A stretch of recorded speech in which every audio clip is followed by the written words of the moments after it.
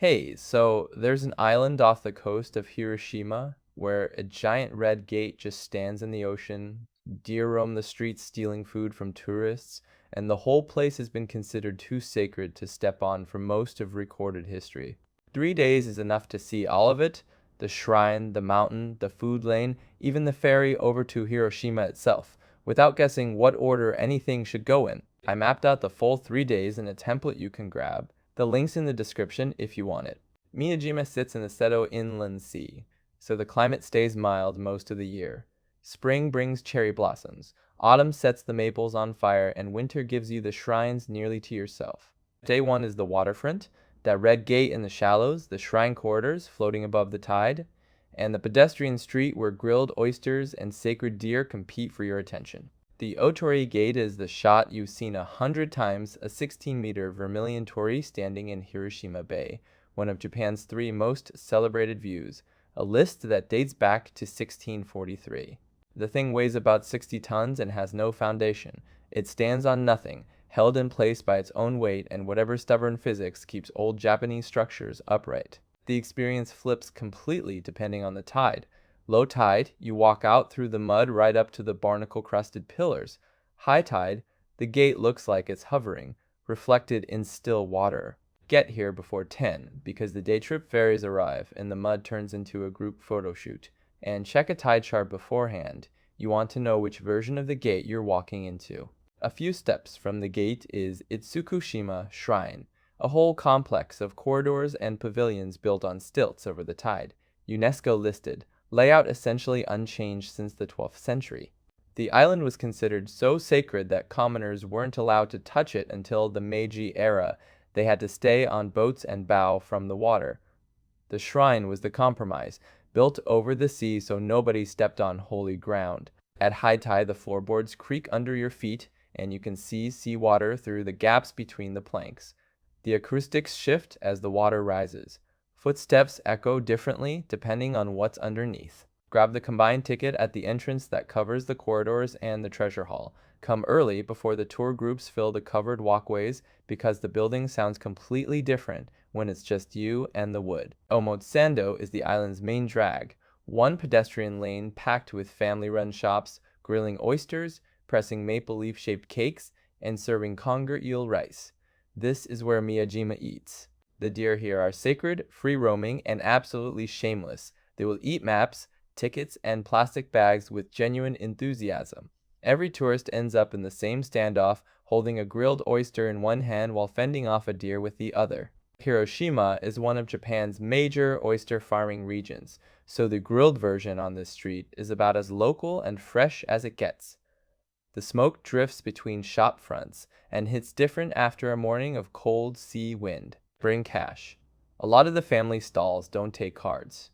And whatever you do, protect your food, because the deer are patient and they always win eventually. Day 2 goes upward, a 1200-year-old temple at the base of the mountain, an unfinished 16th century hall halfway up, and then the summit views across the entire inland sea. Daishoin is the temple most day trippers skip, a Shingon Buddhist complex at the foot of Mount Misen with about 1200 years of history, and an atmosphere that makes the waterfront shrine feel like a tourist attraction by comparison.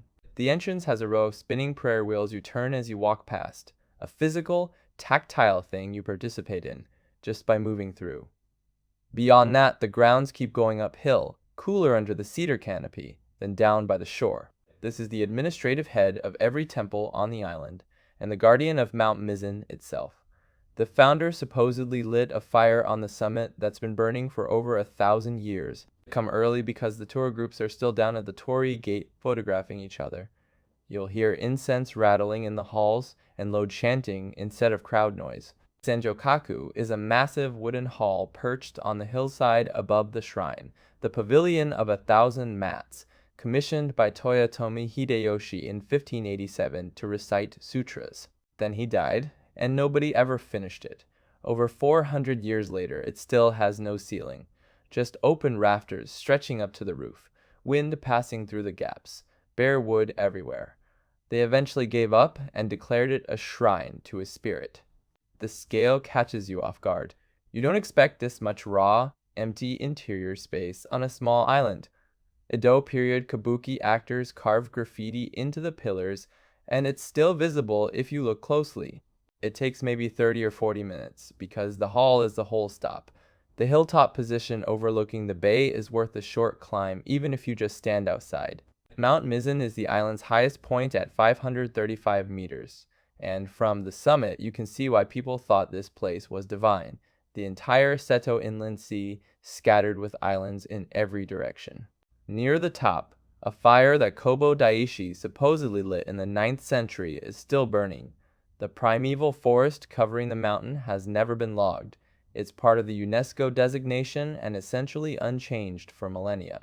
You can take the ropeway most of the way up and then hike the last 30 minutes to the summit, or hike the Daishoin trail through cedar and moss-covered stones if your legs are cooperating. Either way, carry water and a warm layer because it gets cold up there.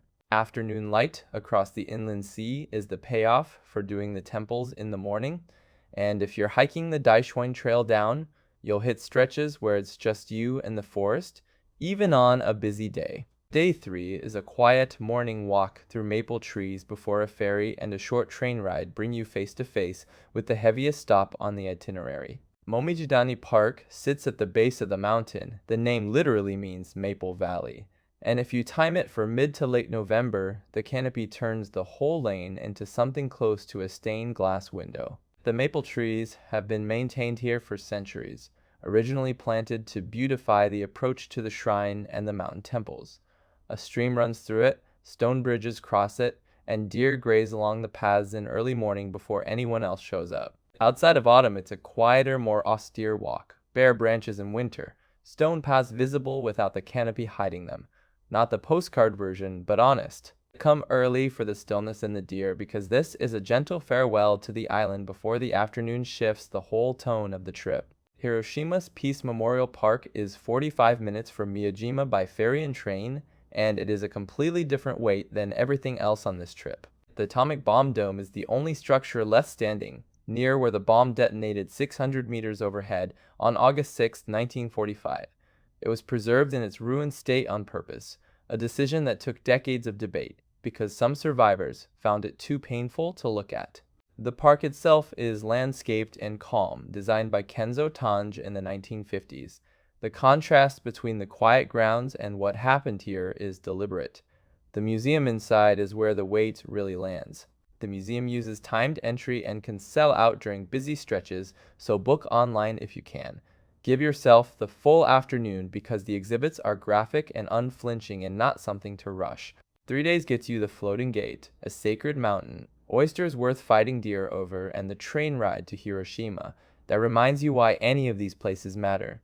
The full Miyajima template is editable and has the map view built in. Grab it from the link in the description or the pinned comment. Let me know which stop you'd add or skip. Drop it in the comments.